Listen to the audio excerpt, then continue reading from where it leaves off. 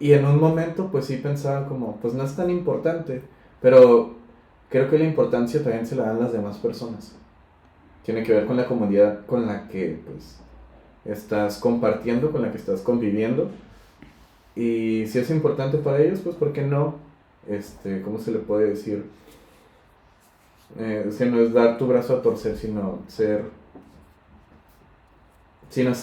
a eso, que ves que no está mal y dices, ok, es un tiempo para estar juntos y de cierta forma disfrutarnos, ¿no? Y sí. En parte, creo muy poca gente lo piensa así como tú, pero en parte nos, quizás sí, odiar las celebraciones puede ser algo negativo, pero creo que algo que me caracteriza mucho es entender el por qué. Por ejemplo, para mí no tiene sentido celebrar el cumpleaños porque mm, para mí no sucedió nada muy especial. Tendría que a lo mejor estar agradecido con mi madre ese día, más que mi madre conmigo, que me celebre a mí, ¿sí?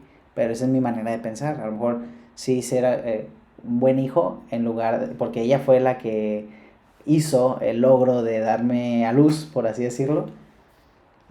Entonces cuando se trata de celebraciones, me gusta pensar más en el qué es que necesita recordar o qué se está intentando recordar. Porque, seamos claros, los humanos olvidamos muy fácilmente y la razón por la que no olvidamos y la razón principal por la que la civilización moderna es posible y la razón principal por la que somos diferentes a otras especies animales Ujú. es porque podemos contar historias. El poder contar historias nos da la capacidad de generación tras generación anunciar que estamos avanzando, que no estamos donde mismo. Porque seamos honestos, tú tienes 25 años, 26 años, 26. 26 años, yo tengo 26 años. 26 años, Ever, no es nada. Y pensar entonces en que nos hemos perdido tantos años de la humanidad.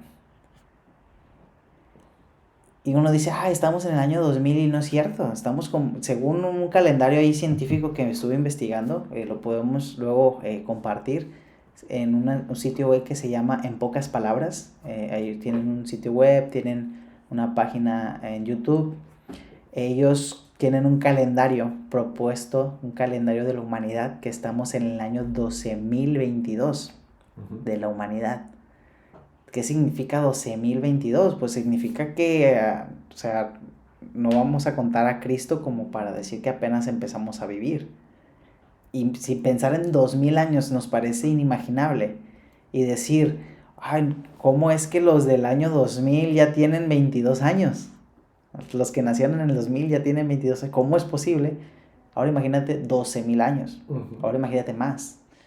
Pues resulta que hemos podido sobrevivir tantos años gracias a que hemos podido contar historias. Sí, sí sabes que hay algunos cristianos que creen que la humanidad tiene 6000 años.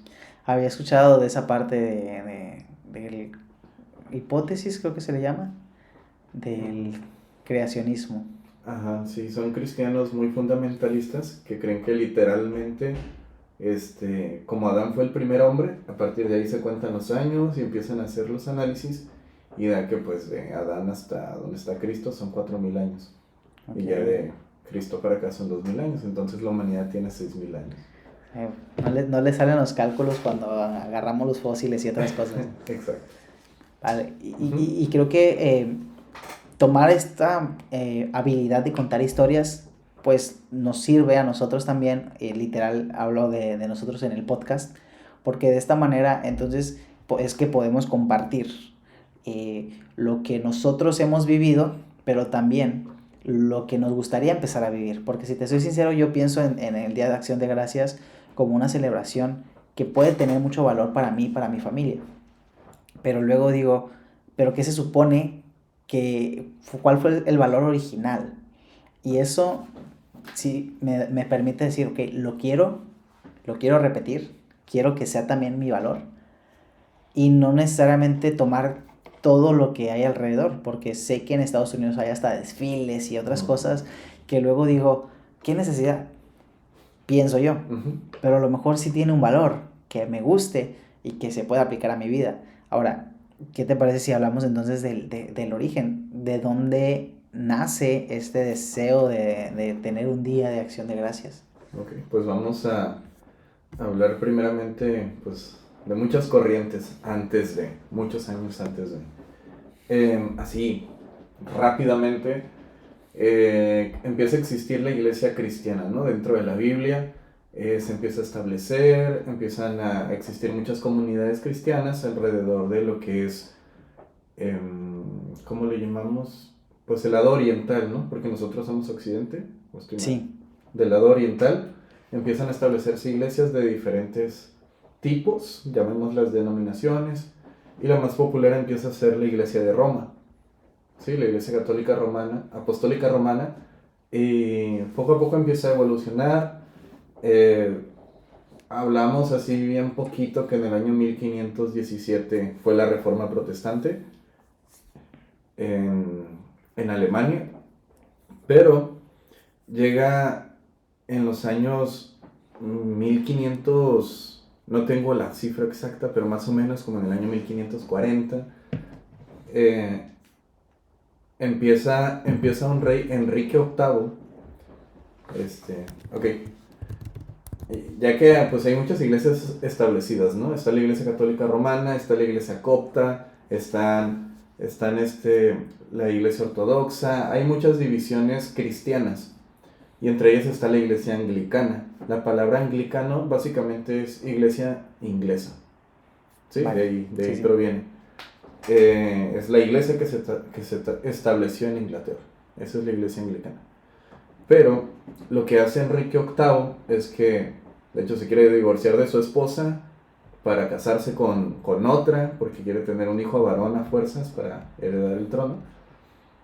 Y, y lo que hace es, no le voy a hacer caso a la iglesia católica, quiero casarme, porque pues ya sabes que la iglesia y el Estado siempre Estaban juntos. estuvieron juntos. Y en este caso él dijo, no, la iglesia le tiene que obedecer al rey. Entonces hace una especie de reforma, pero por sus ganas de divorciarse y volverse a casar. Pero muchos lo apoyan y otros no. Entonces la iglesia anglicana empieza a tener una reforma. Aprovechando eso, pues se desligan totalmente de la iglesia católica apostólica romana. Ok. ¿Ok? Hay una reforma ahí y la iglesia anglicana empieza como que a separarse de varias prácticas católicas romanas. Y bueno, ya ahora sí se establece, como quien dice oficialmente, la iglesia anglicana, sin partes de otros tipos de tradiciones. Pero pasan los años y bueno, me acuerdo de una frase que dice que una iglesia reformada siempre se tiene que reformar. No sé si has oído esa frase. No. Pero no está pasando. Muchas iglesias que se hacen llamar reformadas o protestantes dejaron de reformarse desde hace mucho y se quedaron con sus tradiciones. ¿Cuál es el propósito de tener que reformarse? Que muchas veces, literalmente, se quedan con muchas tradiciones y no se cuestionan esas tradiciones, sino que las siguen y las siguen porque mi papá, porque el pastor se lo dijo a mi papá. ¿Y quién se lo dijo a ese pastor? Ah, pues otro pastor y otro pastor. Y así, pues, ¿no? Se llevan esas tradiciones sin ir al, como decimos ahorita, al origen. De ¿por qué? ¿Por qué concluyes esto? ¿Por qué no esta otra interpretación, no? Ok, entonces empezaron a existir varias personas que querían purificar la iglesia anglicana y se les empezó a llamar puritanos. Okay.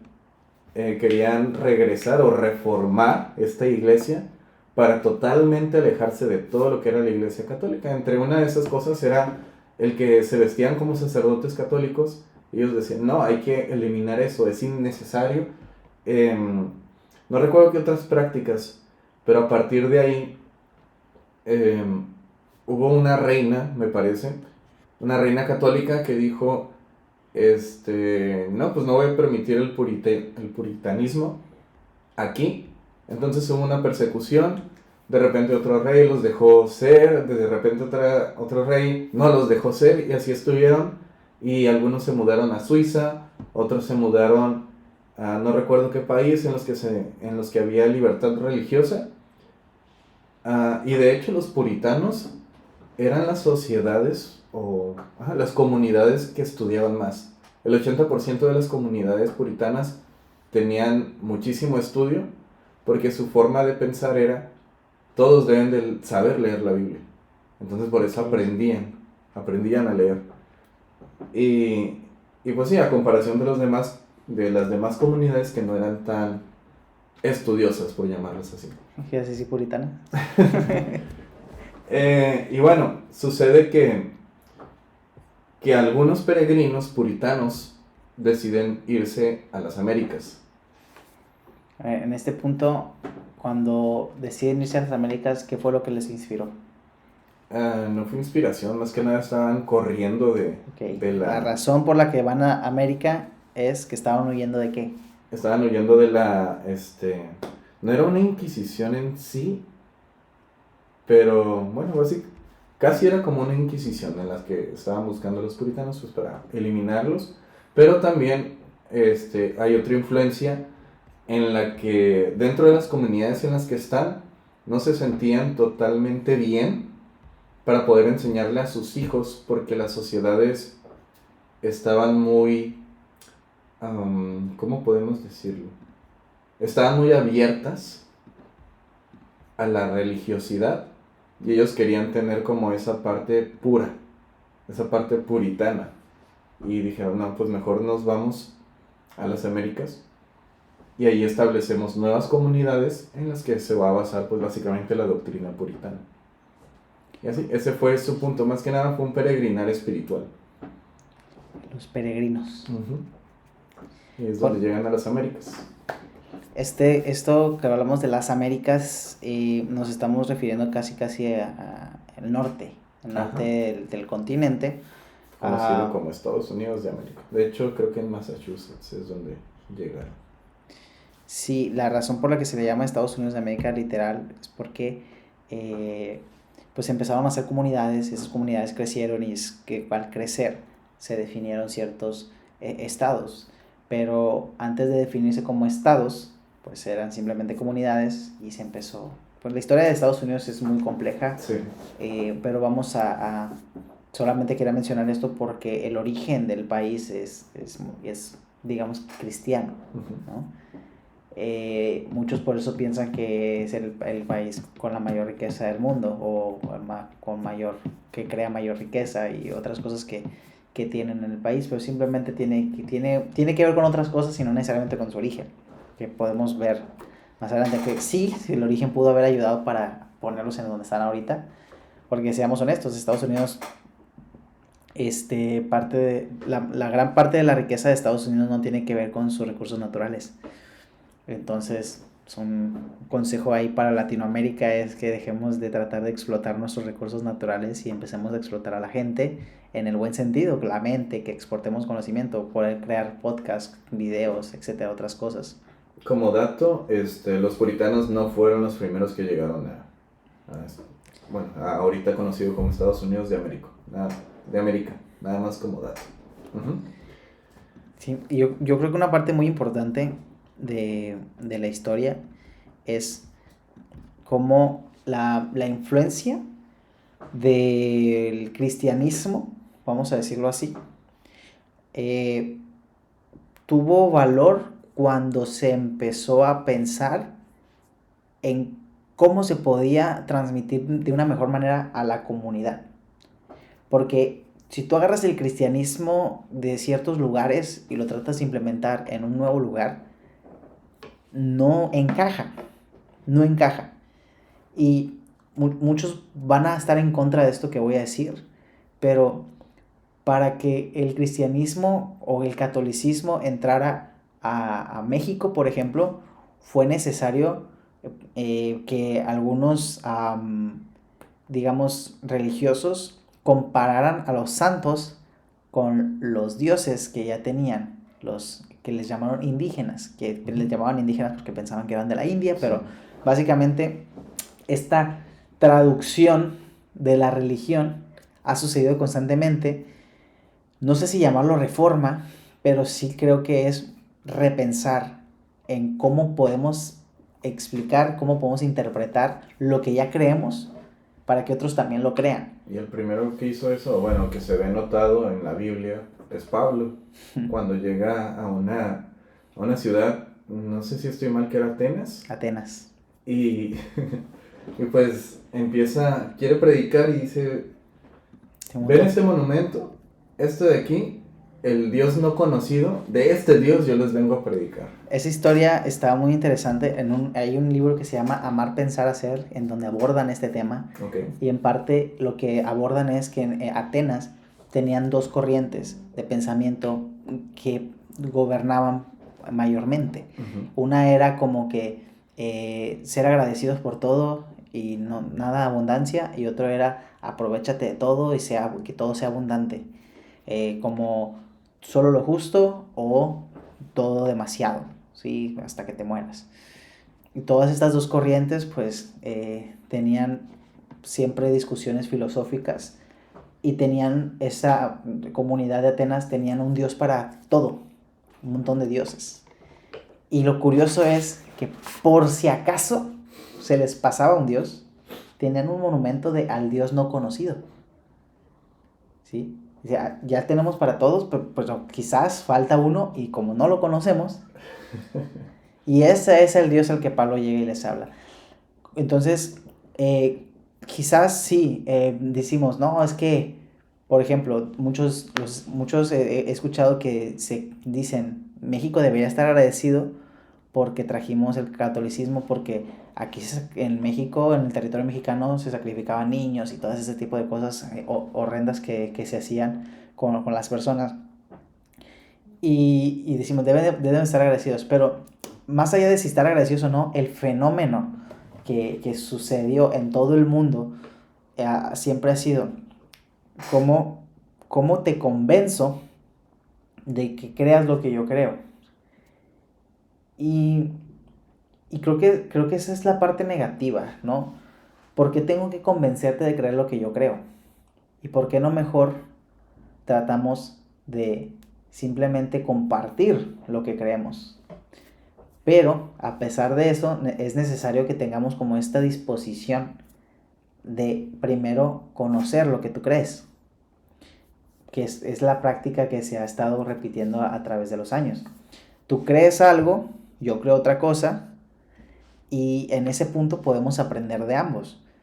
Y si se pierde el aprender de ambos, pues podemos terminar simplemente diciendo, bueno, tú tienes que creer lo que yo creo porque lo tuyo es falso. Que a veces hacemos contraste, como que, ay, es que no es lo mismo creer en el sol que creer en Jesús, o no voy a decir, creer en el sol o creer en un Dios todopoderoso. Y tú dices, no, pues mejor en un Dios todopoderoso, pero el sol sí existe. Uh-huh. Entonces, y acá no sabe si existe. Y entonces no se trata de ver qué religión tiene la razón en este punto, sino que las tradiciones, así como han ido evolucionando, la razón por la que han ido evolucionando ha sido por la gente, que eso permite que entonces sigamos nuevas tradiciones. A pesar de que son nuevas, muchas veces tienen orígenes antiguos.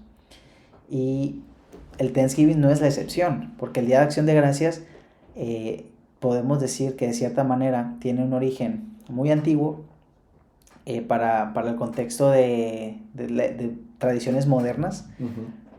pero a como lo celebramos actualmente es relativamente moderno. No sé si estás de acuerdo. Sí.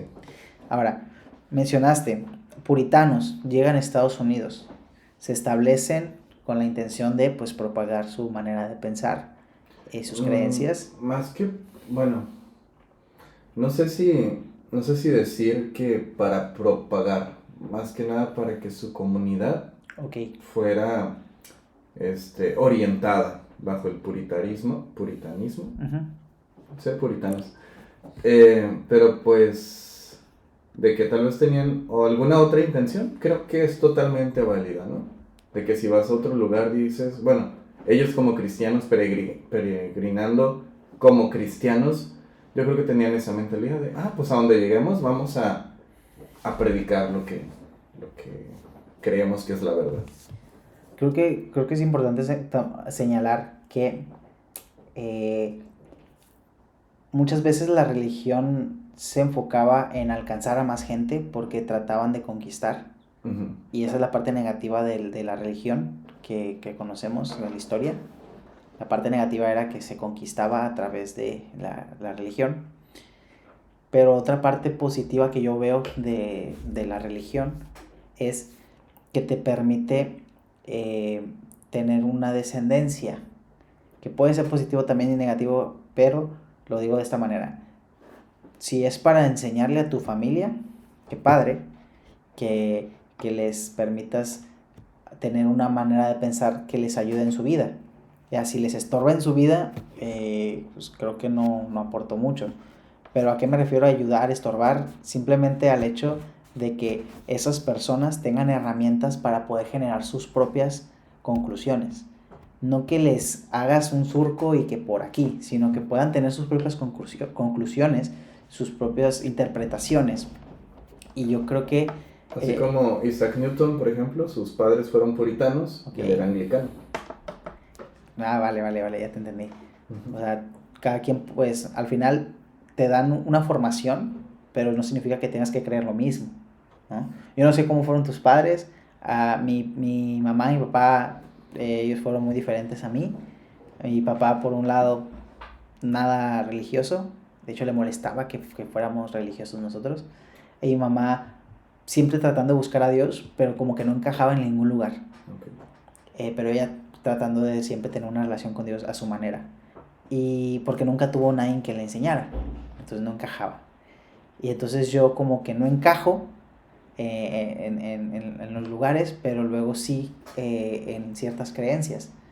Entonces creo que tuve, por lo menos de parte de mis padres, esa enseñanza de que yo creo esto, tu papá cree esto otro, y tú crees lo que tú quieras. Pero yo quisiera, mi mamá, que tú creyeras esto.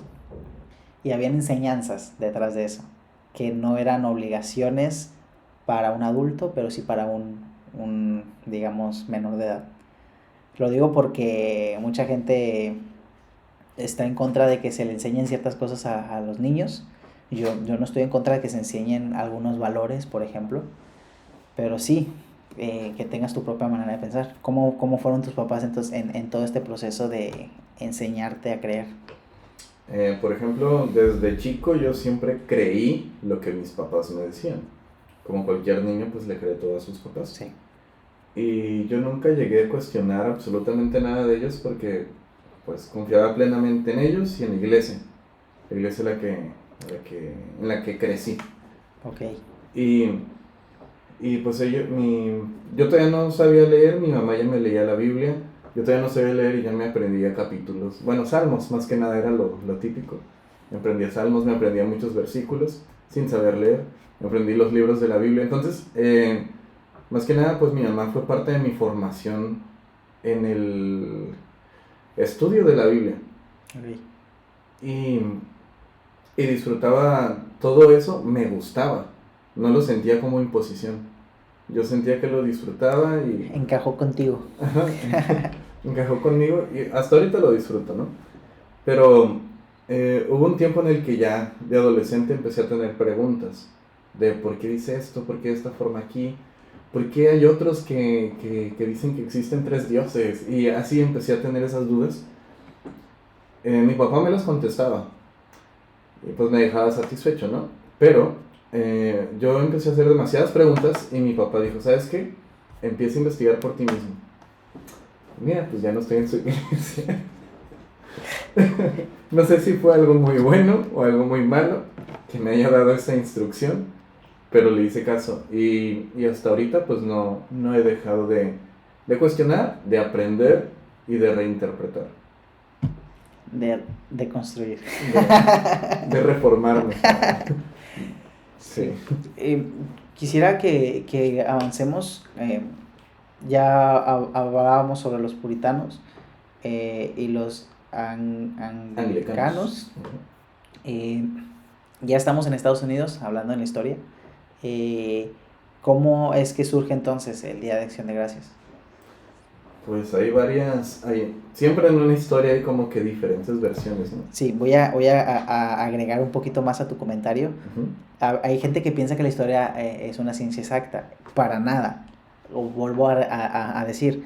Cuando hablamos de historia, estamos hablando de básicamente historias, ¿sí?, que se contaron y algunas quedaron documentadas y otras no.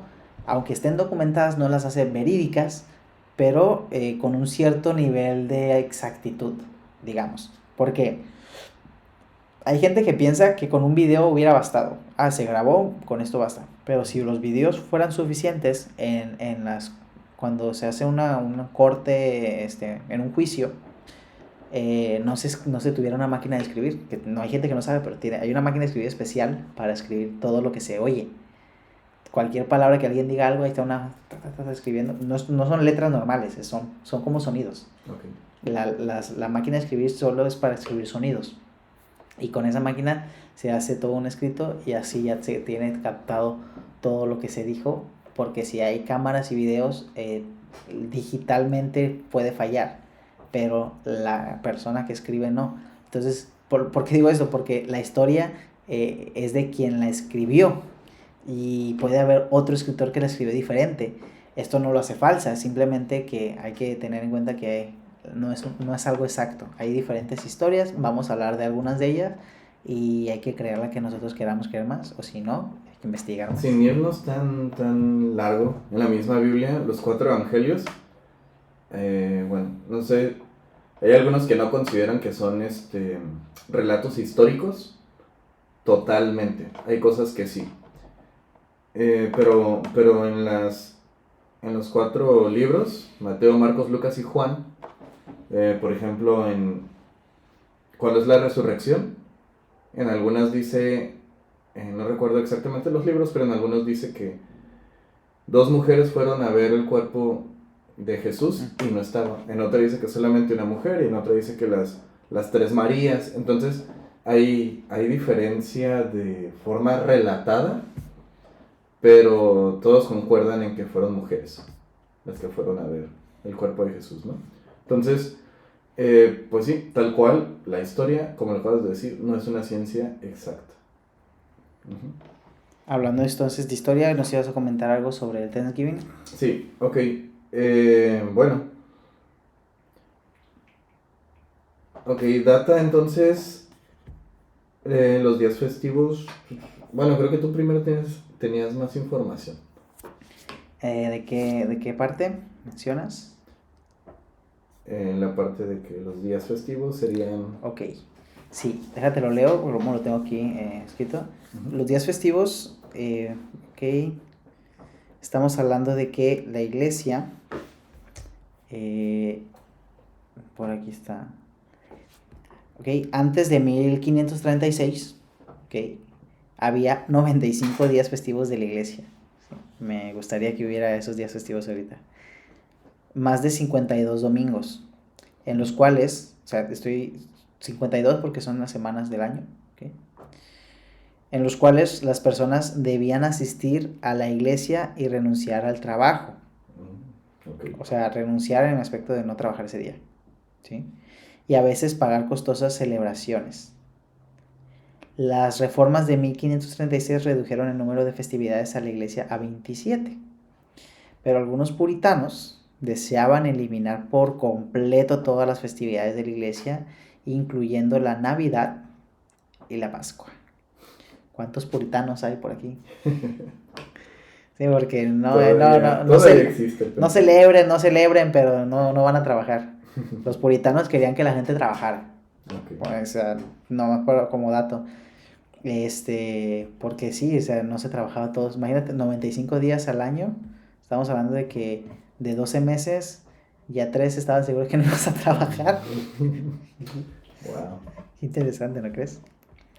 Vale, ¿tú ibas a agregar algo? Ok. ¿Tienes la fecha? La fecha del Día de Gracias. Ajá. 1621. 1621. Ok. Hasta ahorita tengo entendido. Es que no sé si voy a dar la misma información que tú vas a dar. No te preocupes, acuérdate que son al final varias historias. Ok. Entonces llegan los puritanos a las comunidades.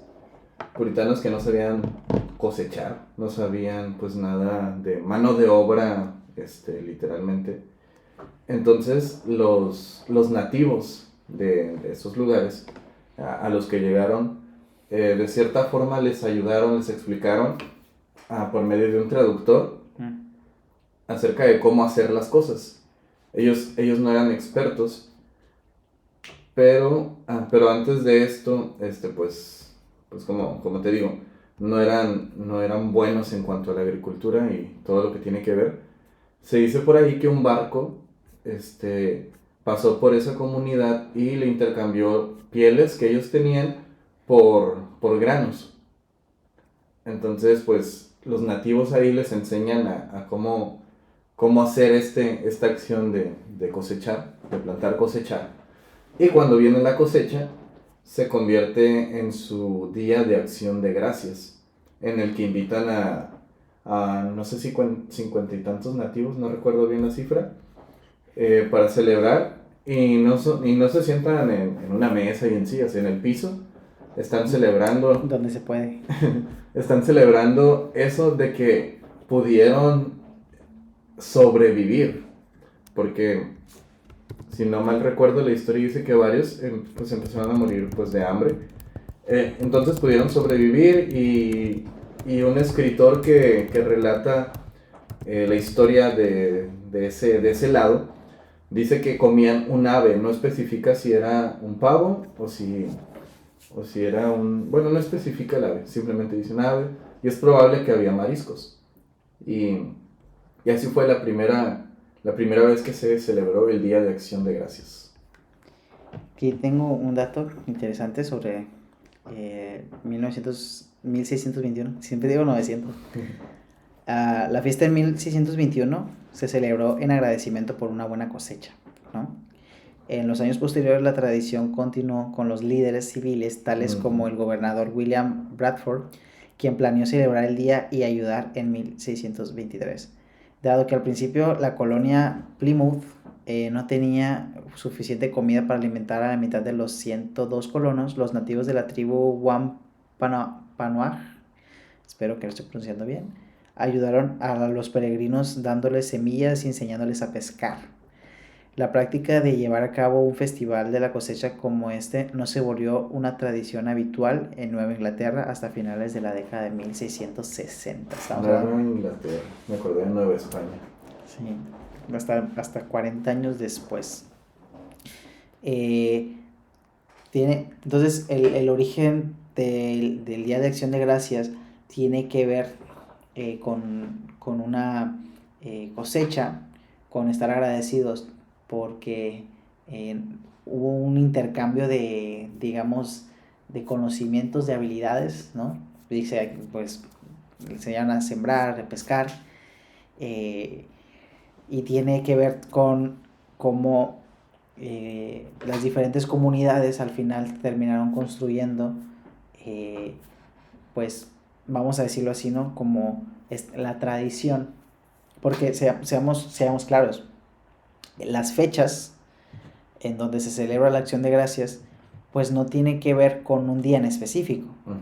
Que al igual que ahorita te dicen tal semana, tal día del mes, pero en realidad tiene que ver con las épocas del año y cómo se podía, pues al final, recoger la cosecha. Entonces, si piensas un poquito en el origen, pues tendríamos que pensar en cuándo se inició la siembra. Porque estas personas les dieron semillas, les enseñaron y todo ese proceso duró mucho tiempo. En algunas civilizaciones vemos que hay diferentes tradiciones que reflejan este tipo de digamos, como experiencias. Por ejemplo, de los judíos que celebraban la Pascua porque tuvieron esa experiencia en donde tuvieron que comerse al cabrito, de cierta manera prepararlo para poder salir de Egipto. Todo esto lo que representa la celebración de la Pascua, pues es una experiencia que el pueblo vivió. Ahora, lo que representa el Día de Acción de Gracias es una experiencia que vivieron estas personas, no solamente los puritanos, estamos hablando de también los de que ya estaban los de la comunidad, que les enseñaron a ellos a sembrar y a pescar. Entonces tiene que ver con esa experiencia que ellos vivieron. ¿Y de qué estaban agradecidos? Pues yo no estoy 100% seguro de qué estaban agradecidos, pueden ser muchas cosas, ¿no? Quizás no estaban agradecidos por la cosecha, estaban agradecidos porque aprendieron a cosechar, o no, quizás no estaban agradecidos por la pesca, sino porque aprendieron a pescar, o quizás simplemente estaban agradecidos porque ya no se estaban muriendo de hambre, ¿no? Puede ser, ¿no? Todas esas cosas. Me estoy acordando ahorita que hay una parte cierta, por decirlo así, que cuando las personas llegaron a las Américas, los ingleses llegaron a las Américas, no sé si tenían intenciones religiosas, no estoy hablando de esta comunidad puritana, no sé si tenían intenciones religiosas o realmente tenían ganas de gobernar, pero sí sé o he escuchado, porque no lo tengo confirmado, de que sí llegaron ¿cómo decir? A someter, llegaron a someter a las personas nativas de esos lugares.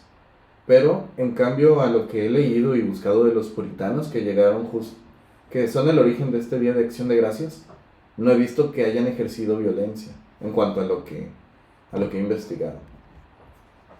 Bien, aquí me estaba encontrando un dato sobre el origen de la celebración, que el sitio donde se llevó a cabo el primer Día de Acción de Gracias en los Estados Unidos e incluso en el continente es un objeto de debate constante. Los escritores y profesores Robin Gioia y Michael Gannon de la Universidad de la Florida han señalado que la primera celebración de este día en lo que actualmente son los Estados Unidos fue llevada a cabo por los colonos españoles el 8 de septiembre de 1565 en lo que hoy es San Agustín, Florida.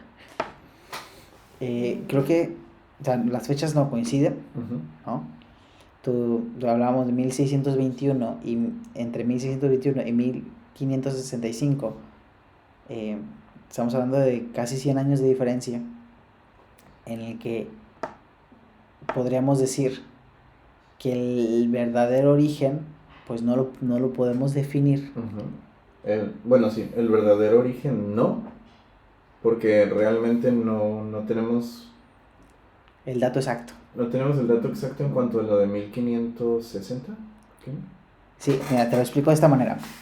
En 1621 es una de las fechas no es una fecha, es un año. En 1621 es el año en donde se presupone que fue la primera celebración de Acción de Gracias. Bueno, no, yo había escuchado que no es la primera, sino que es la forma por la que se empezó a hacer popular la Acción de Gracias. Ya te entendí. Sí. Es un dato muy interesante. Y esto básicamente permite que se empiece a generar una tradición, que se propague la tradición. Justo. Entonces, y es por eso que se menciona que en el 1565, por aquí tenía la fecha, fue cuando los colonos españoles, hicieron la primera. Ok. Sí, la primera. O sea, en este dato no hay algo 100% cierto, pero la fecha se dice 8 de septiembre de 1565. ¿Será cierto? Bueno, pues hay que preguntarle a Robin Gioia y Michael Gannon, ¿no? Gannon como Ganon de Zelda, ustedes saben que... Ok, en este punto, estamos hablando mucha historia, ¿qué hay de la tradición? ¿Okay? Porque la historia es una cosa, la tradición es otra. ¿Okay?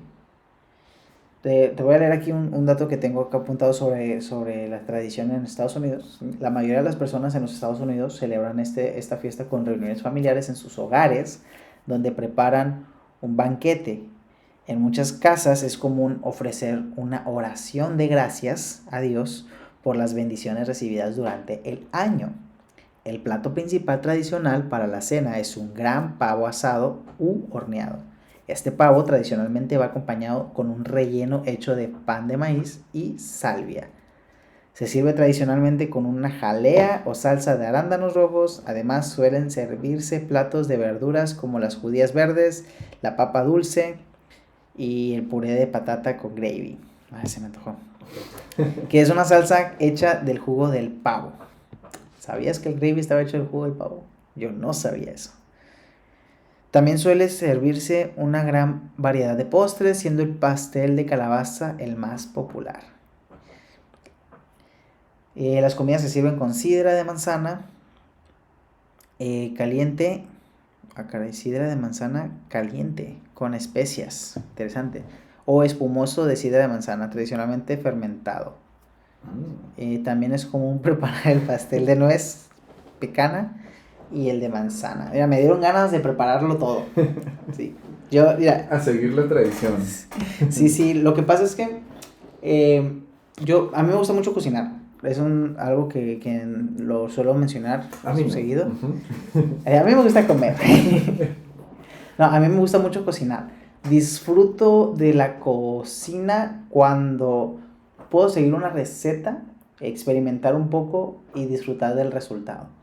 Porque para mí comer tiene que ver con la gente que va a probar tu creación. Y normalmente esa gente por la que yo cocino termina siendo mi familia. Yo empecé a cocinar para mí. Yo no sabía cocinar cuando empecé a cocinar para mí. Y era un desastre. Pero siempre disfrutaba de jugar con la comida. Y algo que me llama mucho la atención de las tradiciones son las comidas. En ocasiones la gente suele utilizar el momento de cocinar como un momento para pelear. En donde, tienen que ser así. A mí me gusta tener esos momentos en donde hay una receta que seguir y el reto es hacerlo todo bien. No soy una persona que se mueva mucho por el instinto al momento de cocinar, sino que trato de ser lo más exacto posible con las medidas, con todo. Si tú me das una receta, yo la voy a tratar de seguir así. Y si tengo que inventar algo en el momento porque me haga falta alguna cosa, lo voy a intentar. Pero de preferencia intento no cocinar algo si me falta cualquier cosa, que una pizca de no sé qué, tengo que conseguir esa pizca. Antes me desesperaba si no lo conseguía, ahorita ya aprendí a no desesperarme. ¿Y por qué menciono todo esto? Porque creo que en parte las personas cuando vemos estas tradiciones muchas veces puede ser un motivo de compartir en familia, ¿sí? Pero también puede ser un momento de pelear en familia para algunos. Para mí, cuando hay una celebración o algo por el estilo, me gusta tener la oportunidad de probar lo que de alguna manera la gente prueba, come o... Sí, yo puedo comer lo que sea. Aunque no me guste, lo puedo comer. No pasa lo que sea. El pasado Halloween preparamos un pastel de calabaza. ¿No te tocó probarlo? Sí, te tocó probarlo. Sí. La primera vez que lo hacíamos. Yo creo que la siguiente lo vamos a hacer mejor. Okay. Pero lo hicimos con una calabaza. O sea, yo casi no hice nada. Dana hizo la mayoría de las cosas. Mi esposa. Pero creo que es muy valioso cuando tienes esa oportunidad. Porque la comida sirve para compartir. No suelo hacer comida para comer solo. Suelo hacer comida para compartir y tener este momento de acción de gracias, como ya lo leí hace unos momentos, tantas cosas, si dices tú, una comida tan grande, pues es que reflejaba vamos a hablar de un poquito de Estados Unidos. Aquí en México no hay muchas comidas en donde digamos que se trate de... ¿Cómo lo puedo decir? Como que no son muchos platillos, ¿sí? No sé si me estoy explicando, pero la tradición de Estados Unidos es tener un montón de platillos y no necesariamente se van a comer todo. Okay. ¿Sí? Pero aquí en México sí llegamos a tener muchos platillos. Me acordé de, no recuerdo si era un meme, pero decía, porque en las películas americanas, los niños, cuando antes de ir a la escuela, pues su mamá les dice, no, tienes que ir bien desayunado. Y hay hot cakes, hay huevos, está lleno, literalmente lleno de todo tipo de comidas. Y lo único que hace el niño es, ya se me hizo tarde, agarra un pan y se va corriendo. Me acordé de eso, ahorita que dijiste que hay diferentes combinaciones. Sí, y esto tiene una razón. Vemos aquí la abundancia con la que cocinan en la actualidad, pero no recordamos también la escasez que había antes. Y por qué entonces el tener tanta comida era importante, porque había mucha gente que alimentar y era difícil alimentarlos a todos. Era probable que algunos se quedaran sin comer. Entonces se preparaban, gracias a que hubo cosecha y todo lo que hubo, la abundancia de comida permitió que hubiera abundancia de alimento, y esa abundancia de alimento se siguió tomando como algo común. A la fecha de hoy hay abundancia de comida. Dicen por ahí que hay un dato que me llamó la atención en un estudio que demostró que la humanidad tenemos alimento como para alimentar a toda la población mundial 3 veces. O sea, tenemos comida de sobra y hay mucha gente que se queda sin comer. Ahorita ya llegamos a los, ¿qué son? ¿8 billones? Ya, 8.000 millones. 8.000 billones. Okay. 8.000 millones. Sí. La población mundial. Crecimos 1.000, ¿no? ¿O cómo se dice? No sé de qué estás hablando. 1.000 más, porque éramos 7.000 millones, ¿no? Pero pues 7.000 millones de hace ya tiempo. O sea, más bien alcanzamos los 8.000 millones. Sí, pero es porque es un dato interesante, porque creo que el Día de Acción de Gracias puede servir para recordar esta abundancia que se nos olvida, porque a veces no tenemos tantas cosas disponibles a la mano como nos gustaría, pero nos sobran otras cosas. O sea, yo a veces abro el refri y no se me antoja nada, pero hay un montón de comida.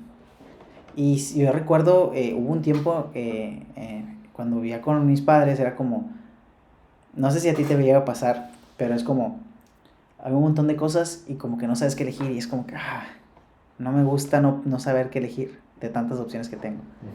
Y luego pensamos que es un problema. Pero ¿cuánta gente quisiera tener ese problema? ¿Sí me estoy explicando? Sí. Voy a cambiarlo así totalmente, pero me acordé también de, por ejemplo, Netflix. Que estás en Netflix y dices, no hay nada.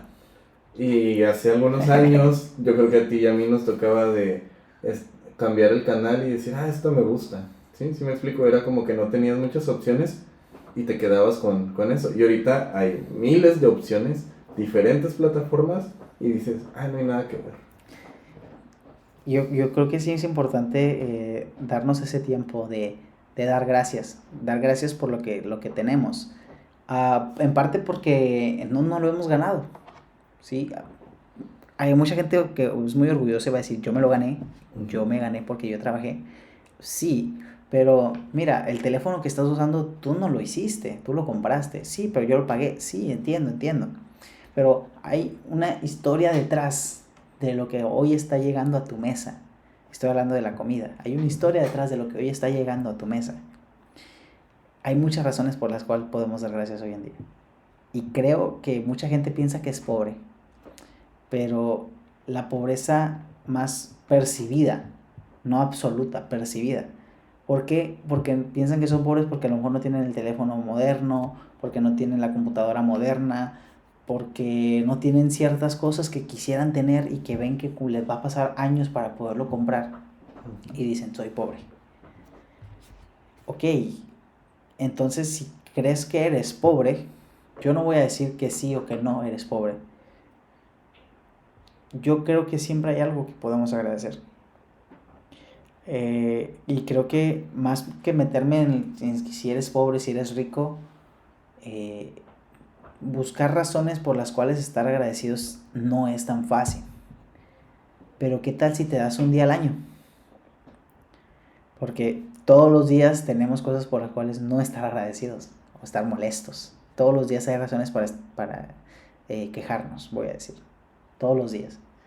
Y creo que en parte esa es la razón por la que el Día de Acción de Gracias no se vuelve algo tan común en ciertos lugares. Porque pensamos que es una tradición de abundancia, cuando el origen en cierta manera tenía que ver con la escasez y cómo la escasez se acaba. ¿Sí? O sea, pensar en el Día de Acción de Gracias puede significar para algunas personas desperdiciar comida, que eso es para algunos. Ay, va a haber un pavo y no se lo van a acabar todo. O para otros puede significar, hey, antes, cuando yo era niño, no podía y ahora sí puedo. Y quizás con tu familia ahora ya puedes tener abundancia, pero cuando eran niños no podían tener esa abundancia. O quizás ahora estás viviendo esa etapa en donde no hay abundancia, hay escasez. Pero que sepas que va a llegar un momento en que la escasez va a dejar de ser. Yo creo que hay muchas maneras de ver el Día de Acción de Gracias como una oportunidad para ver el pasado e imaginarse un mejor futuro, o ver el presente y recordar que no siempre fue tan bueno y que ahora sí lo está haciendo. Y, Ever, más allá de la tradición del Día de Acción de Gracias, como se celebra en Estados Unidos y como lo celebramos nosotros aquí en México, ¿qué creencias del Día de Acción de Gracias crees que valga la pena seguir compartiendo? Seguir, digamos, creyendo, que digas, que tú hayas visto que es algo que te gustaría adoptar para ti. Creo que también es importante saber cuáles costumbres se han añadido, ¿no? Que, bueno, no voy a decir si añadido, pero por ejemplo, pues está el Viernes Negro. Así que el Día de Acción de Gracias en Estados Unidos casi siempre se prepara la comunidad para un consumismo enorme, pues casi siempre para diciembre, para Navidad. Y ha perdido ese valor muchas veces el Día de Acción de Gracias, porque ya se está pensando en que se va a consumir para tener un gran gasto. Y se pierde, pues sí, tal cual, el Día de Acción de Gracias, porque se está pensando en eso. Y también, ahorita que dijiste acerca del desfile, la marca Macy's, espero que no nos hagan copyright, la marca Macy's, pues hace el gran desfile, me parece que en las calles de Manhattan. Hay artistas invitados, hay pues sí, tal cual, desfiles acerca de cosechas y cosas como esas, porque es una tradición que tienen muy, llamémosla así, arraigada en cuanto a ese lugar, en Nueva York, que lo hacen saber de esa forma, o no sé si simplemente lo hacen por publicidad, pero el punto es de que el enfoque en el que nosotros estamos viendo, pues su origen en sí, es como de estar agradecidos por tanto que tenemos que en algún momento no tuvimos. Y actualmente, perdón, aunque tal vez todos los días somos agradecidos, o bueno, tal vez, todos los días le agradecemos a Dios por tanto que tenemos que antes no teníamos, recordarlo en familia y hasta con amigos juntos, no veo lo malo, sino veo algo muy cristiano dentro de eso. Sí, el amarnos unos a otros y el ser una comunidad de amor, por decirlo así, ¿no? Eso es lo que rescato, e independientemente de la comida, como no soy fan del pavo, no me encanta. Tal vez lo puedo comer un poquito, pero no me encanta, no sé, tiene un sabor que no me gusta. Una disculpa para los que aman el pavo. Pero sí, disfrutar una comida con amigos y simplemente estar preparados esta ocasión con un libreto de por qué estoy agradecido. Hay que darnos el tiempo. Yo creo que tomarse unos minutos al día es algo saludable, mentalmente hablando o psicológicamente hablando. Es una práctica que aconseja mucho. Darse el tiempo de anotar cosas por las cuales estás agradecido. El ejercicio que me enseñó una psicóloga es muy sencillo. Empieza por escribir cosas muy insignificantes. Estoy agradecido porque la luz está prendida, ¿no? O porque hay electricidad. o porque la silla es muy cómoda. Y así te vas yendo hasta llegar a un punto, por ejemplo, estoy agradecido porque no está haciendo tanto frío aquí adentro, o porque ya no está haciendo tanto aire como estaba haciendo hace rato, o porque mi esposa llegó con bien a casa, y ya te empiezas a ir hasta el punto en donde se vuelve a veces no tan obvio, cosas que podrías estar pasando por alto, porque el ejercicio del agradecimiento resulta que es científicamente comprobado que, que te ayuda a tener una mejor vida.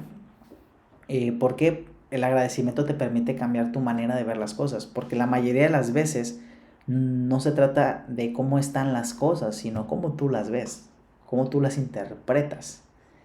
Y mira que estamos hablando de interpretación sobre la Biblia, también aplica lo mismo. Muchas ocasiones pensamos que en la Biblia solamente hay una verdad. Y sí, vamos a hablar de que hay una sola verdad, como lo dice la Biblia, de que hay un solo Jesús. Yo no discuto de que si haya múltiples dioses o múltiples caminos, yo creo que nada más hay uno. Y de eso de que todas las religiones te llevan a la salvación, yo no lo creo. Que si estoy equivocado, pues a lo mejor, pero yo no lo creo. Pero de que solamente haya un solo camino, a que solamente haya una verdad en el sentido de que nadie puede interpretar diferente, hay mucha diferencia. Y tomarse el tiempo de tener esta eh, reflexión, agradecer por todo, también hay que darnos el tiempo de ver las cosas de una perspectiva diferente. No sé si ya lo mencioné, pero ahorita que dijiste interpretar diferente, mucha gente cree que, por ejemplo, el judaísmo es el mismo de toda la vida y que siempre se ha interpretado igual. Pero vemos en la Biblia, en el tiempo de Jesús, que existían los fariseos, existían los saduceos, no sé si los nicolaitas también existían, no recuerdo bien, no, espera, eso es otra parte de otra cosa. Pero según la historia, sí hay diferentes tipos de denominaciones judías a lo largo y diferentes formas de interpretarse, interpretar la Torah. Entonces no sería algo raro que dentro del cristianismo también haya diferentes tipos de cristianos o diferentes denominaciones, ¿no? Para tener eso muy en claro de justo lo que acabas de decir, no se puede decir que solamente existe una forma de interpretar.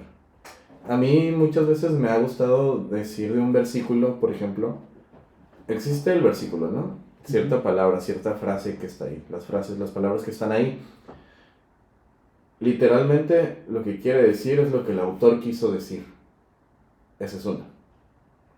Lo segundo es lo que proféticamente está escrito ahí, que probablemente no es lo que el escritor quiso escribir. No sé si me explico. Sí, sí. Y otra tercera es lo que sea que una persona está leyendo ahí, le está llegando a su corazón de una forma y a otra le está llegando de otra forma. Entonces, ahí hay tres tipos de interpretación, por decirlo así.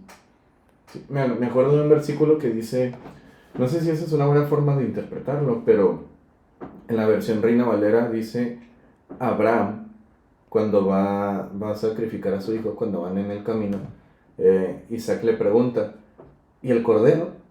Entonces Abraham le dice, Jehová se proveerá de cordero. Entonces, lo que leí en una interpretación es que Abraham simplemente pues le estaba contestando a su hijo, pero que proféticamente se refiere a que Dios se iba a proveer él como el cordero en un futuro. ¿Sí me explico? Sí. Sí, es otra interpretación. Muy rebuscado. Pero, pues sí, te digo, hay diferentes formas de interpretar y yo he visto ese tipo de, como esas tres formas, ¿no? Que se me hacen a mí. Las formas en las que he visto cómo interpretan muchas personas. Sí, yo creo que la interpretación bíblica termina siendo tema de discusión principalmente porque buscar pensar diferente en ocasiones es como llevarle la contra a alguien, ¿sí? Y yo creo que se malinterpreta el llevar la contra, porque sí es verdad, o sea, si tú crees de una manera y yo creo de otra, pues somos contrarios. Pero la pregunta que nos deberíamos de hacer no es si estamos en contra, sino si vamos a tener una enemistad hasta que uno convenza al otro. Porque creo que nunca te voy a poder convencer de algunas cosas. No quiero hablar de detalles, de qué sí, qué no. Y creo que te puedo convencer de otras. Pero, ¿qué tal si podemos vivir de tal manera que sin importar que no estemos de acuerdo, podemos estar en paz? Y yo creo que ese es el desafío más grande que tenemos como cristianos y como comunidad en general. Nos muchas cosas nos parecen ofensivas. Y sí, hay cosas que son ofensivas. Porque hay gente que piensa que la ofensa solamente es lo que se dice. Yo he tratado de pensar muchas veces yo no intenté ofenderte. Tú entendiste lo que tú quisiste. ¿Quién tiene la culpa entonces? ¿El que dice la ofensa o el que piensa que es una ofensa? Y podemos equivocarnos mucho con todo esto, porque si tú te ofendes, entonces podemos decir, es que fue una ofensa. Digamos, si yo te digo, qué poco feliz estás hoy, o que te ves muy triste, a lo mejor para ti es un insulto. Uh-huh. Y entonces podemos decir, entonces no le digas eso a la gente. No le digas eso porque puede ser un insulto. Pero yo quiero caer en otra cuestión, que es, ¿será que esta persona se está tomando de una manera muy negativa algo que podría ser positivo? Que para mí es positivo, para él no. Entonces, no quiero decir que hay insultos positivos. Lo que quiero decir es que hay cosas que se pueden interpretar de diferentes maneras. Y creo que lo mejor que puede haber es que encontrar una persona que está dispuesta a escuchar por qué tú piensas diferente. O por qué lo que tú dices para mí no significa lo mismo. ¿Qué tal si nos damos el tiempo de preguntarnos, oye, te quiero hacer este comentario, te lo voy a hacer, y dime qué te parece, y para ya no volver a hacerlo?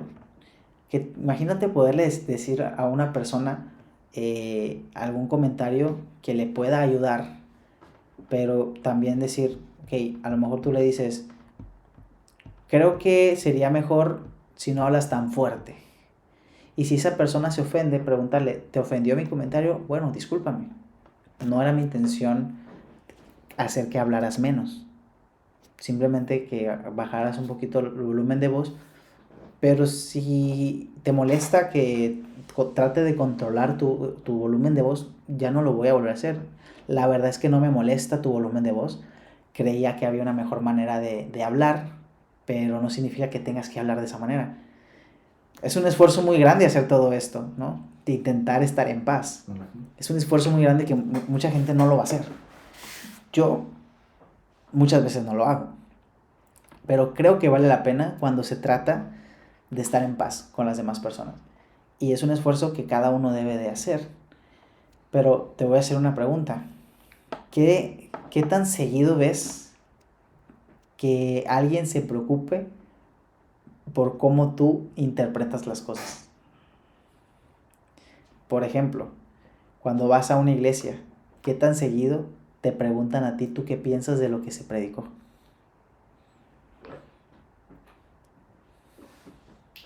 En la iglesia en la que yo asistía.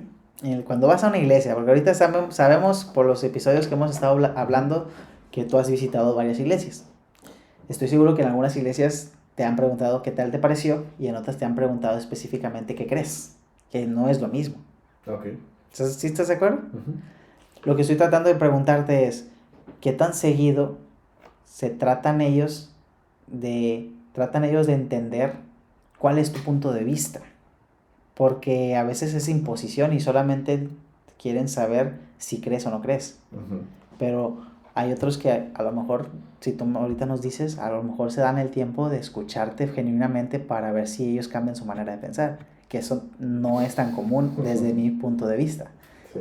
¿Tú cómo lo has visto? ¿Cómo lo has vivido? Bueno, múltiples experiencias, pero creo que la gran mayoría sí nos ha llegado a preguntar a mi primo y a mí acerca de qué les pareció. esa pregunta es muy normal cuando vamos. Y ya después de ahí nos preguntan, ¿y es la primera vez que van a una iglesia? ¿Cómo es que vinieron aquí? ¿Quién nos invitó? Hay alguna que otra iglesia en la que sí nos hemos quedado a conversar, en la que les hemos establecido ciertos puntos en los que decimos, esto parece más esto que lo que ustedes están diciendo. Y ya ellos nos dicen, no, pero es que la Biblia dice esto y esto y esto. Y ahí van, ¿no? Estructurando el porqué. Cuando entiendo el porqué, ya no sigo haciendo hincapié en lo que yo creo, porque ya entendí que de ahí no, de ahí va a haber un conflicto si sigo, si sigo en el mismo tema, ¿no? Entonces pasamos a otro tema y entonces sigo aprendiendo de esa forma. Recientemente fui a una iglesia de muy popular en la televisión. Pare de sufrir, no me condenen. Y hubieron muchas cosas, se mueven mucho en lo que son las sanidades, en lo que es, sí, tal cual, o sea, tal cual creo que las sanidades es lo que más se predica, y el hecho de que dar a la comunidad cristiana es para que el templo siga fluyendo y las demás personas sigan conociendo porque están con Televisa, y así empezaron a explicar las razones de por qué se da y además de que somos bendecidos. Se terminó el servicio y una persona se nos acercó y me preguntó qué les había parecido y les dije, pues muy bien. Y ya yo empecé a hablar muy rápido, no sé si no me entendió o no sabía. Yo le dije, ¿qué denominación son aquí? Y me dijo, no, pues no somos ninguna denominación, somos pues lo que enseña la Biblia, ¿no? Entonces, en un espacio yo le dije a mi primo, casi siempre todos los que dicen que lo que nos enseña la Biblia significa que son pentecostales. Casi siempre. Ok. Y yo le dije a la persona, ¿no? Le dije, lo que pasa es que yo veo que se parecen mucho a los pentecostales porque creen en las sanidades, creen que pueden suceder milagros. No me acuerdo qué otras cosas le dije. Y ya luego él me dijo, básicamente entendí que no se preocupan mucho por lo de las demás iglesias. No les importa mucho el conocer qué es lo que enseñan, qué es lo que saben, cómo se desenvuelven, sino están súper concentradas en su iglesia y que ahí simplemente enseñan la Biblia. Y nos regalaron 2 libros por cualquier duda que teníamos, ahí van a estar. Y, ok, lo voy a leer. Entonces, tengo esas experiencias en las que me preguntan para saber qué es lo que creo y para intentar hacerme cambiar de pensar, mi forma de pensar. Y están también pues las personas que les interesa saber qué tal nuestra experiencia ahí. Siempre que he tenido la oportunidad de visitar nuevos lugares, he tenido algo en mente que creo que muy pocas personas toman en cuenta. Para mí es lo más importante. Cuando vas a una nueva comunidad, que sepan que fuiste, que se note que fuiste, que, ¿cómo decirlo? Lo voy a poner así.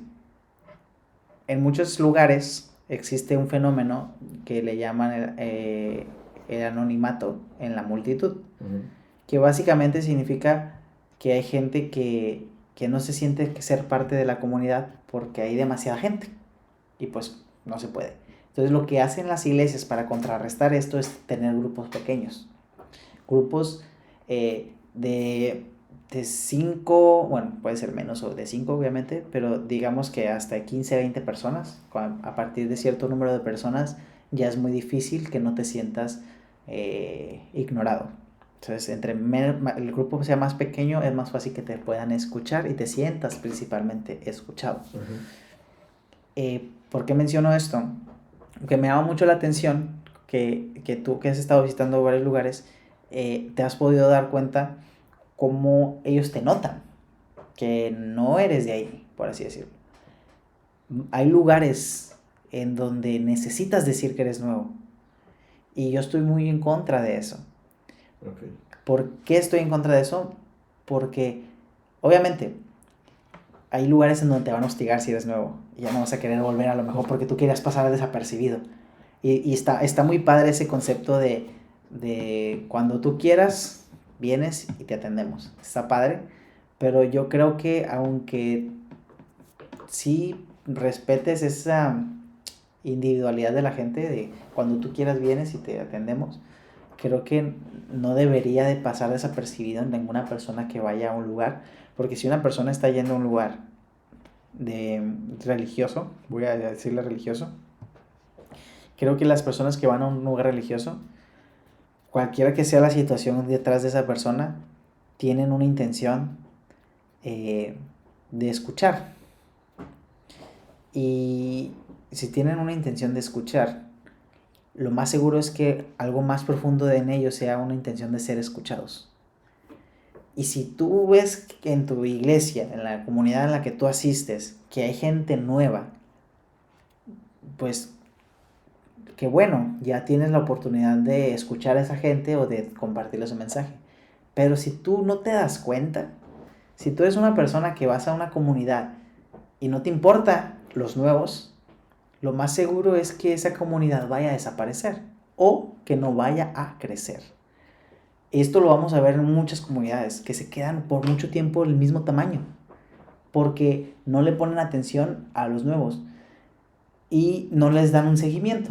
Y ese seguimiento, ese proceso de seguimiento, lo podemos ver en muchos grupos religiosos, que el proceso de seguimiento, entre más desarrollado esté, más crecen, con mayor rapidez crecen las comunidades. Este ejemplo lo podemos ver claramente en la Iglesia de los Testigos de Jehová. Es una comunidad que crece muy rápido. Y no sé si es algo bueno o sea malo para algunas personas. Para mí es un ejemplo de cómo deberían de ser los procesos de seguimiento. Pero creo que también, por ejemplo, los mormones creo que tienen un proceso de seguimiento pues bastante personalizado. Sí. Y esto no es muy común. Hay lugares en donde tratan de despersonalizar el seguimiento y... ¿Sabes? Son dos atractivos de estas dos comunidades muy diferentes. Por ejemplo, los testigos de Jehová, tal cual evangelizan en su área, ¿sí? Sí. Por sus domicilios, por sus casas, con sus vecinos. Esa es su forma de evangelizar.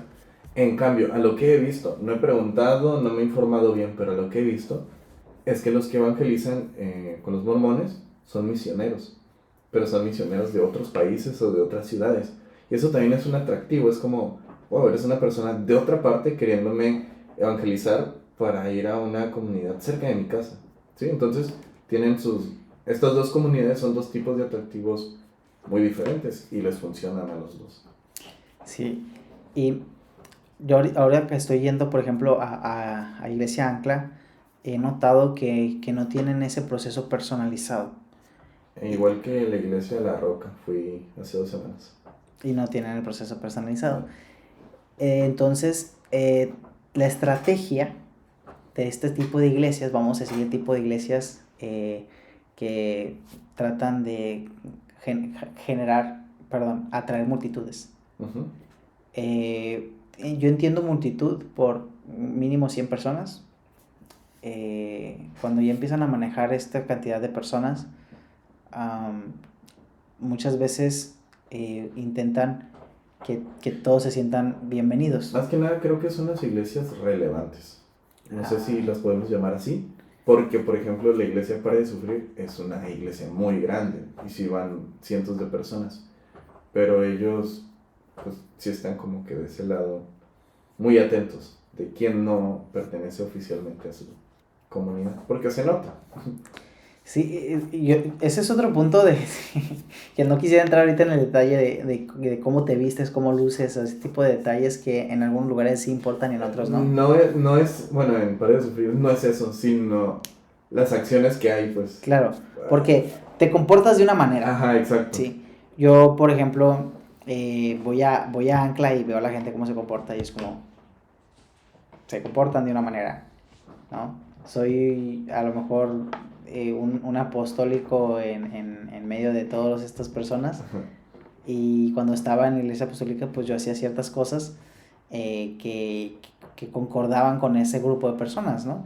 Entonces entiendo el comportamiento, la vestimenta, la forma de hablar, todo eso te va influyendo, te va transformando. Y creo que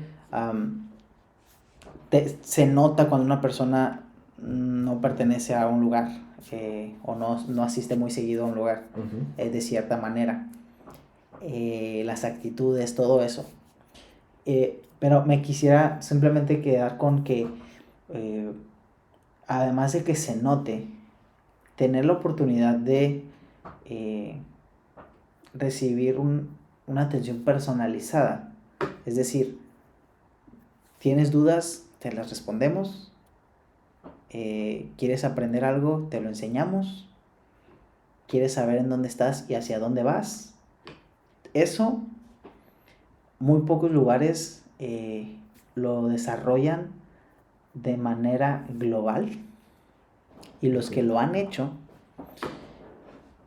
lo trato de decir así, que sea replicable. Los que lo han hecho, lo hacen a base de tradiciones. Y sabes que, bueno, no sé si estoy mal, pero a lo que he ido, y creo que la mayoría de iglesias que hacen eso son sectas. Ok. Hasta ahorita me he dado cuenta de eso. Ahorita que estoy recapitulando, así lo que lo dijiste, así lo pensé. La mayoría son sectas. Por secta me refiero a que dicen, nosotros somos los únicos que tenemos la verdad y las otras iglesias básicamente mienten. Sí, son cristianos, pero deberían de estar aquí. A eso me refiero con secta. Y me gustaría que tuviéramos un episodio para hablar de todos estos temas, porque la historia del cristianismo está lleno de esto, de tantas ramificaciones.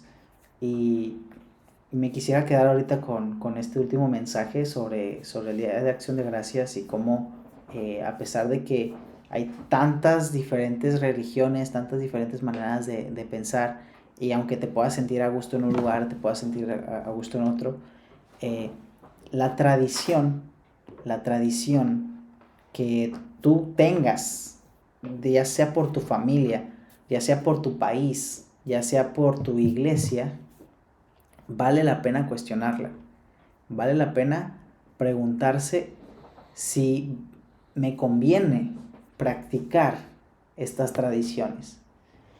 Y con vale la pena me refiero a qué le aporta a tu vida. Más allá de que tengas una buena comida o que pases un buen momento con tu familia, si te permite,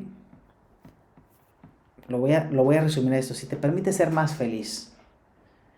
Porque la felicidad, mucha gente lo interpreta como sonreír. Pero una profesora en la universidad, recuerdo que me dijo esta frase, me la compartió, no sé si es de ella. La frase decía, felicidad es igual a congruencia total. Y es estar triste cuando hay que estar triste, estar alegre cuando hay que estar alegre, estar enojado cuando hay que estar enojado. Y todo esto es ser feliz, que seas congruente con tus sentimientos, tu felicidad. Entonces, si la tradición que practicas no es congruente con la vida que practicas, yo creo que vale la pena repensar de si quieres seguir siendo parte de esa tradición, si quieres seguir siendo parte de esa comunidad, si quieres seguir siendo parte de esa secta.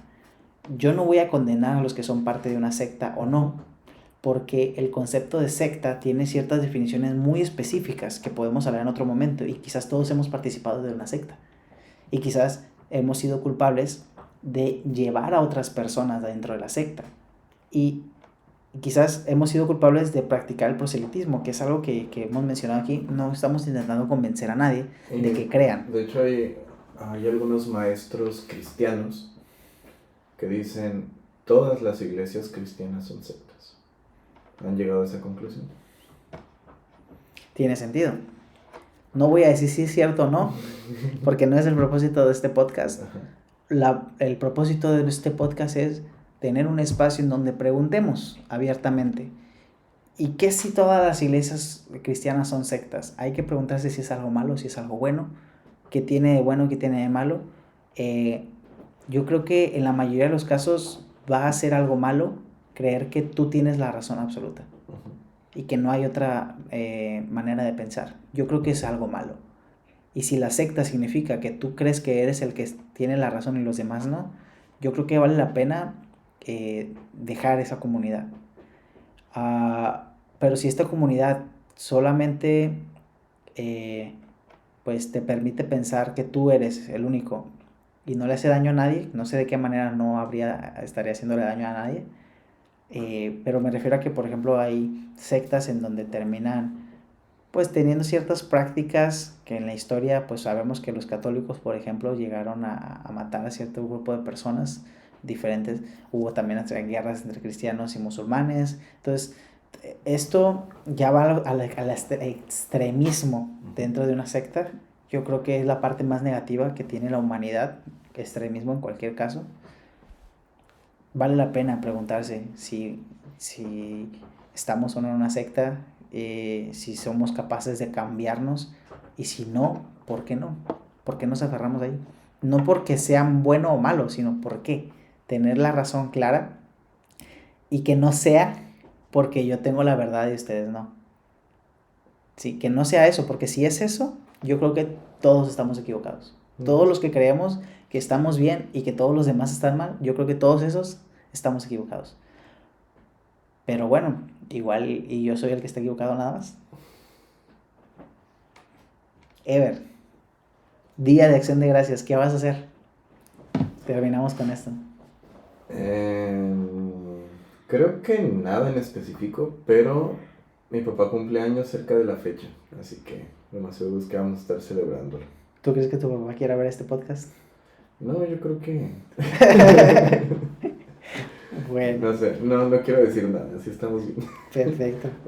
Spoiler, el sábado fui a un concierto de un rapero cristiano y la mayoría de adolescentes o jóvenes que fueron de parte de la iglesia de mi papá, que los llevaba mi hermana y mi tío. Mi papá no fue porque pues mi papá piensa que no es cristiana esa música. La mayoría de personas que fueron de parte de la iglesia de mi papá son mis primos. Irónico, pero son mis primos. Y uno de ellos me dijo, ¿y cuándo vas a regresar? Y yo,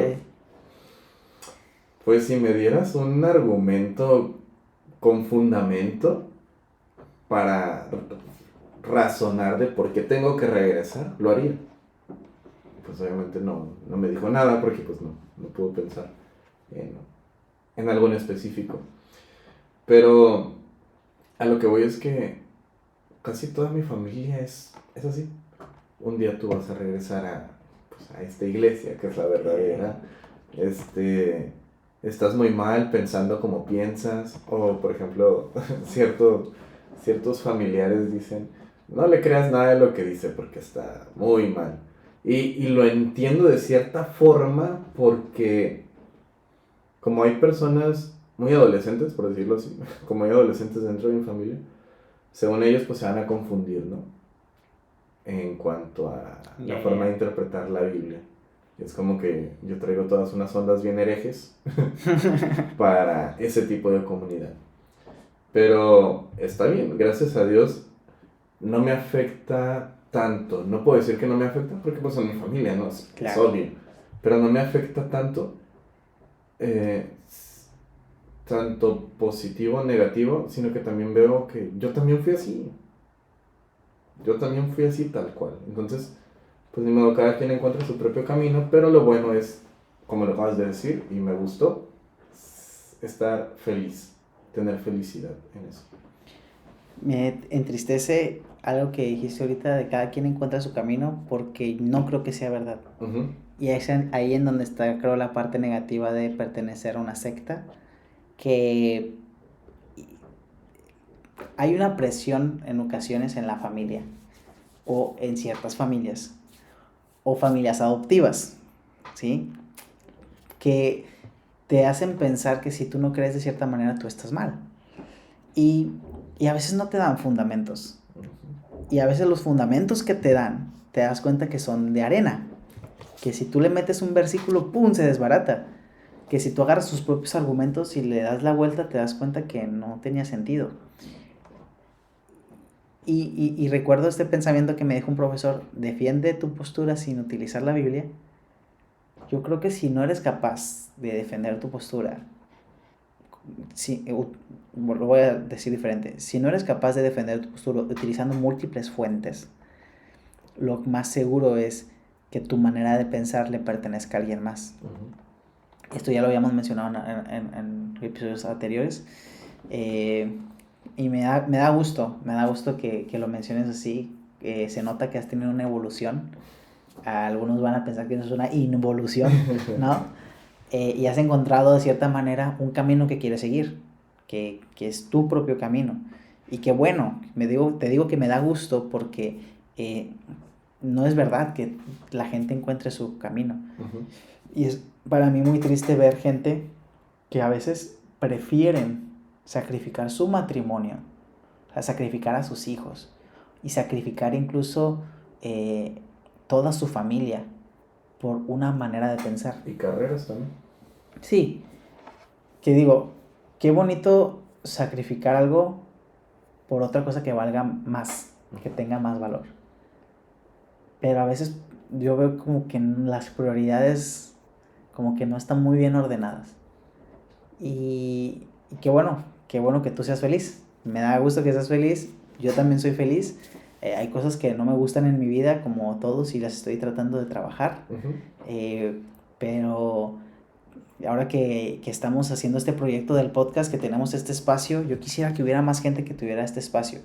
¿Y qué tal? Imagínate que en algún momento tengamos aquí en un episodio que nos acompañe alguien que nos cuente que su vida ha cambiado a partir de que empezó a escuchar el podcast. Sería, oye, yo creía de esta manera y empecé a creer diferente, ¿no? Por su culpa. A